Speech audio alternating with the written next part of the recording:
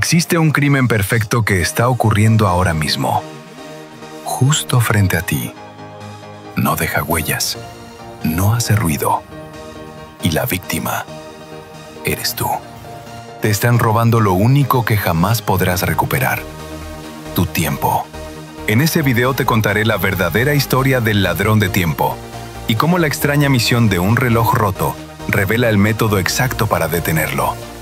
Esta no es solo una historia, es una herramienta, una que expone a los enemigos invisibles que devoran tus días y te entrega el mapa para reclamar tu futuro. Si alguna vez llegaste al final del día con esa sensación de vacío, como si las horas se hubieran escurriendo entre tus manos, o si vives atrapado en la promesa del mañana lo haré, sabiendo que ese mañana nunca llega, entonces este video no es una casualidad, es la señal que estabas esperando, para entender por qué te pasa y, lo más importante, cómo detenerlo. Quédate, porque estás a punto de descubrirlo. El palacio mental y la cicatriz del padre. Nuestra historia echa raíces en un pueblo donde la rutina era una religión y la ambición una excentricidad. Aquí vivía Samuel, un carpintero cuyas manos conocían el lenguaje de la madera, pero cuyo corazón luchaba contra el silencio de su hijo, Leo. Para entender la drástica misión que Samuel estaba a punto de emprender, primero debemos viajar a su propio pasado. Samuel no siempre fue sabio. En su veintena, fue un joven impaciente, seducido por un negocio que prometía duplicar sus ahorros en 6 meses. Un espejismo de dinero fácil. Ignoró las advertencias de su propio padre, un hombre severo que creía solo en el trabajo de las manos, y lo invirtió todo. El resultado fue una catástrofe. No solo perdió hasta la última moneda, sino que tuvo que enfrentar la mirada de su padre, quien no le dijo «te lo advertí». Le dijo algo mucho peor: «Has deshonrado el sudor de nuestra familia por perseguir el viento». Esa frase fue la cicatriz que Samuel llevó toda su vida, la lección grabada a fuego de que el atajo es, y siempre será, el camino más largo hacia la nada. Y ahora, décadas después, veía ese mismo fantasma en los ojos de su hijo. Leo, sin embargo, no perseguía el dinero fácil. Su trampa era mucho más sutil, más intelectual. Leo vivía en un magnífico palacio mental. Su escritorio era un cementerio de comienzos gloriosos, la primera página de una novela que iba a revolucionar la literatura, el plan de negocios para una aplicación que cambiaría el mundo, los bocetos de una casa que él mismo construiría. Su mente era un torbellino de actividad, un universo de ideas geniales, pero su cuerpo, pesado por una inercia dulce y confortable, estaba anclado a la silla. Su mal era la parálisis del momento perfecto. Creía, con una convicción casi religiosa, que para empezar un gran proyecto todas las condiciones debían ser ideales. El clima, su estado de ánimo, la alineación de los planetas.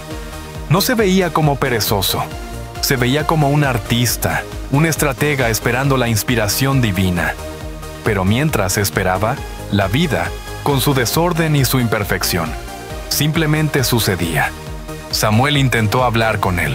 Le decía: «Hijo, el mejor momento para plantar un árbol fue hace 20 años. El segundo mejor momento es ahora». Pero para Leo, esas palabras eran solo ruido, el sermón de un hombre que no entendía la complejidad de su genio. Harto de ver cómo la vida de su hijo se convertía en un museo de borradores perpetuos, Samuel entendió que debía actuar. No con palabras, con fuego. Necesitaba una experiencia que rompiera los muros de ese palacio mental.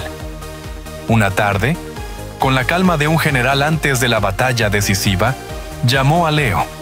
Le pidió que trajera el viejo reloj de bolsillo del abuelo, la plata, opaca, las manecillas, congeladas, el fantasma de un tiempo que fue.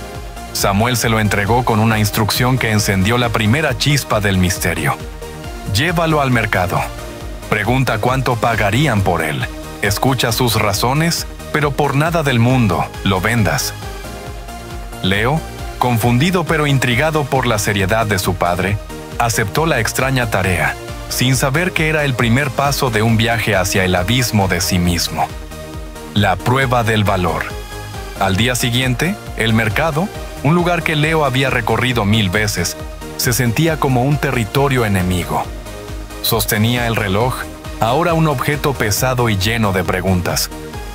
Su primera parada fue un comerciante de telas, un hombre con una mirada calculadora que parecía pesar el alma de sus clientes. El hombre tomó el reloj, lo volteó con dedos grasientos y soltó una risa seca. El mecanismo está muerto, la plata, gastada, chatarra. Te doy 500 rupias por el metal y es un favor. La palabra chatarra golpeó a Leo. Era el reloj de su abuelo. Sintió un impulso de defenderlo, pero la orden de su padre fue clara: solo escuchar. Continuó su camino, con la palabra chatarra resonando en su cabeza. Vio a una joven artista pintando retratos, sus ojos llenos de una luz que contrastaba con la opacidad del mercado. Con timidez, le mostró el reloj. Ella lo tomó con una delicadeza reverencial, como si sostuviera un pájaro herido. No podría pagarlo, susurró, pero la historia que cuenta, las manos que lo sostuvieron, las horas de alegría o pena que midió. Esto no es un objeto, es una vida, es invaluable. Chatarra e invaluable. La confusión de Leo se convirtió en un nudo en su estómago. Buscando una tercera opinión, una que desempatara el marcador, se acercó a un soldado retirado, un hombre de espalda recta y mirada severa. El soldado lo examinó con un ojo crítico. Un reloj es una herramienta de disciplina, dijo con voz grave. Mide la puntualidad, el orden. Uno que no funciona es un símbolo de fracaso. No vale nada. Fracaso. Otra daga verbal. Desesperado por una respuesta lógica, encontró a un tasador de joyas, un hombre cuya alma parecía hecha de cifras. El tasador sacó una lupa y lo examinó con una frialdad quirúrgica. Artesanía de una época pasada, sentenció, sin emoción. Por su valor histórico y la pureza del metal, un coleccionista podría pagar 1000 rupias. Le devolvió el reloj como si fuera una simple ecuación resuelta. Leo volvió a casa con la mente en llamas. Padre, esto es un acertijo. Para el comerciante es basura. Para la artista es un tesoro. Para el soldado es un fracaso. Para el tasador es una inversión. ¿Cuál es su verdadero valor? Samuel asintió lentamente. Esa, hijo mío, es la pregunta correcta. Has aprendido la primera lección. El valor no está en el objeto, sino en los ojos que lo miran. Ahora, descansa. Mañana empieza la verdadera prueba, la que te obligará a encontrar tu propio valor. Aquí es donde la historia se sumerge en el drama. La instrucción del día siguiente fue tan extraña, tan absurda, que Leo pensó que su padre había perdido la razón. «Vuelve al mercado», dijo Samuel, su voz ahora firme como una roca. «Pero hoy no preguntarás cuánto vale el reloj. Hoy mirarás a los ojos de la gente y preguntarás: Señor, señora, ¿cuánto vale el tiempo que hay dentro de este reloj?» Leo retrocedió como si lo hubieran golpeado. «¡Es una locura! ¿Quieres que la gente crea que soy un demente? Seré el hazmerreír del pueblo entero». Samuel se acercó, y por primera vez, Leo vio una mezcla de dolor y amor inmenso en su mirada. «Sí», dijo en voz baja pero firme, «lo harán. Y necesito que sientas cada una de sus risas. Necesito que te quemen hasta los huesos, porque solo cuando toques fondo, empezarás a mirar hacia arriba. Ahora, ve el abismo de la humillación y el susurro de la duda». Ese día, el mercado no era un lugar de comercio, era un coliseo, y Leo era el gladiador desarmado. Cada paso se sentía como caminar hacia su propia ejecución pública. El aire mismo parecía denso, cargado de las risas que aún no habían ocurrido. Se acercó a un panadero, un hombre robusto y normalmente jovial. Al escuchar la pregunta, el panadero parpadeó. Luego soltó una carcajada que retumbó por toda la plaza. La gente se giró. «El tiempo dentro de un reloj roto», bramó, señalándolo. «Niño, el único tiempo que vale es el que tarda mi pan en levarse. Ahora fuera de aquí». La humillación fue instantánea y total. Un grupo de jóvenes, un espejo cruel de lo que él mismo era, lo rodearon como lobos. «¡Miren todos! ¡El filósofo del tiempo!», gritó uno.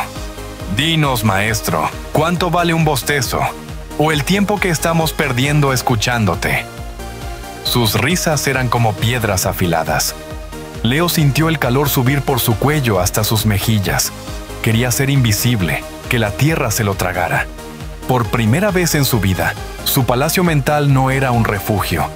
Sus muros se habían derrumbado, dejándolo expuesto a la tormenta. Vagó durante horas, un fantasma en su propio pueblo. Cada persona a la que se acercaba reaccionaba con una mezcla de burla y lástima. Una anciana le dijo que rezaría por su alma perdida. Un guardia lo amenazó con arrestarlo por perturbar la paz. La vergüenza era una capa de plomo sobre sus hombros. A mediodía, el sol estaba en su punto más alto. Y la desesperación de Leo también. Se escondió en un callejón, luchando contra las lágrimas. «¿Por qué, padre?», susurró al aire. «¿Por qué este castigo?». Fue entonces cuando la duda, como una serpiente, se deslizó en su mente. Podría volver a casa, pensó. Podría mentir, decirle que lo hice, que nadie me respondió. Él nunca lo sabría. Podría terminar con esta tortura ahora mismo. Se aferró a esa idea como un náufrago a una tabla. Sí, eso haría. Mentiría. Se levantó, sintiendo un alivio cobarde. Pero al dar el primer paso para volver, la imagen de la mirada de su padre esa mañana lo detuvo en seco. No era una mirada de crueldad, era una mirada de fe. Su padre, a pesar de todo, creía que él podía soportarlo. Y traicionar esa fe se sintió, de repente, como una humillación mucho peor que cualquier risa del mercado. Con un suspiro tembloroso que era mitad resignación y mitad coraje, decidió hacer una última pregunta. Fue entonces, al salir del callejón, cuando sus ojos se toparon con algo que nunca antes había notado. Encajado entre dos edificios modernos, había un pequeño local oscuro, como un secreto olvidado por el tiempo. Un letrero de madera carcomida colgaba sobre la puerta. Apenas se leía: «El reparador de instantes». Sin nada que perder, y con una extraña atracción hacia ese refugio de oscuridad, empujó la puerta y entró. La revelación de los 4 ladrones y el giro final. El caos del mundo se desvaneció. El aire olía a aceite, a madera vieja y a paciencia. Cientos de relojes latían a su alrededor, una sinfonía de segundos que medían la eternidad. En el centro, un anciano trabajaba bajo una lámpara, ajeno a todo. Con su último aliento, Leo susurró la pregunta: «Señor, ¿cuánto vale el tiempo que hay dentro de este reloj?». El anciano detuvo su trabajo. El silencio fue absoluto. Se giró y sus ojos, increíblemente vivos, se posaron en Leo sin sorpresa, sino con un profundo reconocimiento. «Te estaba esperando, muchacho», dijo con una voz suave. «Tu padre me dijo que vendrías si eras lo suficientemente valiente para llegar hasta el final. Se arriesgó mucho contigo, pero parece que su fe estaba bien depositada». Leo quedó paralizado. «¿Conoces a mi padre?». «Conozco su cicatriz», respondió el anciano. «Yo fui el hombre que le advirtió sobre ese negocio fraudulento hace tantos años. Fui la voz que ignoró. Y cuando lo perdió todo, vino a mí, no buscando dinero, sino buscando respuestas, las mismas que tú buscas hoy. Tu padre no te envió a vender un reloj, muchacho. Te envió a terminar la lección que él mismo aprendió aquí, en este mismo taller». El mundo de Leo giró. Esto no era una prueba, era un legado. «Para entender el valor del tiempo», continuó el anciano, «primero debes conocer a los 4 ladrones que te lo roban cada día. Son los arquitectos de tu palacio mental. El primer ladrón es el fantasma del ayer. Es un capitán que intenta navegar su barco hacia adelante, pero que solo mira la estela que deja atrás. Se obsesiona con las tormentas que ya pasaron o con los puertos gloriosos que ya visitó. Te susurra: si tan solo o nunca volverá a ser igual. Y mientras miras hacia atrás, tu barco se dirige sin rumbo hacia las rocas del presente. El segundo es el espejismo del mañana. Es un mercader que te vende mapas de islas del tesoro que no existen. Te convence de que la verdadera vida, la verdadera felicidad, está en esa isla lejana llamada cuando tenga, cuando sea. Y te pasas la vida entera preparando un barco que nunca zarpa, sacrificando la única tierra firme que tienes, el hoy. El tercero, el que te ha torturado hoy, es el demonio del ridículo. Es un carcelero que te encierra en una celda cuyas barras están hechas de opiniones ajenas. La puerta está abierta, pero él te susurra: ¿qué dirán si sales? ¿Y si tropiezas? ¿Y si no eres lo suficientemente bueno? Y por miedo a la risa de una multitud imaginaria, eliges quedarte prisionero por voluntad propia. Pero el cuarto ladrón, dijo el anciano inclinándose, es el más silencioso y letal de nuestro tiempo. La tiranía de lo trivial. No es un monstruo, es un enjambre de mosquitos digitales. Cada notificación, cada video sin sentido, cada noticia irrelevante. Ninguno por sí solo puede hacerte daño, pero juntos, el enjambre puede drenarte la sangre de tu voluntad. Te mantienen ocupado, pero nunca productivo. Te dan la ilusión de movimiento, pero en realidad corres en una cinta estática, sudando sin avanzar un solo centímetro. En ese instante, el universo de Leo se reconstruyó con una claridad brutal. Su apatía no era pereza, era miedo. Su estrategia era rendición. La humillación no fue un castigo, fue el antídoto. Su padre no había sido cruel, lo había amado con un amor desesperado y sabio. El reloj roto era un espejo, y las risas del mercado, el martillo que lo rompió para que por fin pudiera ver su verdadero rostro. Tu vida, muchacho, concluyó el sabio, es un bloque de mármol. Los cuatro ladrones te convencen de que pases la vida entera admirándolo, planeando el corte perfecto. Pero los grandes escultores no esperan la inspiración, la encuentran en el acto de golpear la piedra. Toma el cincel. Ahora, el primer golpe y la invitación al alma. Leo salió de aquel taller no como el muchacho que había entrado, sino como un hombre que había vuelto de la guerra. Ya no caminaba, marchaba. Al llegar a casa, encontró a su padre en el porche, esperándolo en silencio. No hubo preguntas. Leo simplemente se acercó y lo abrazó.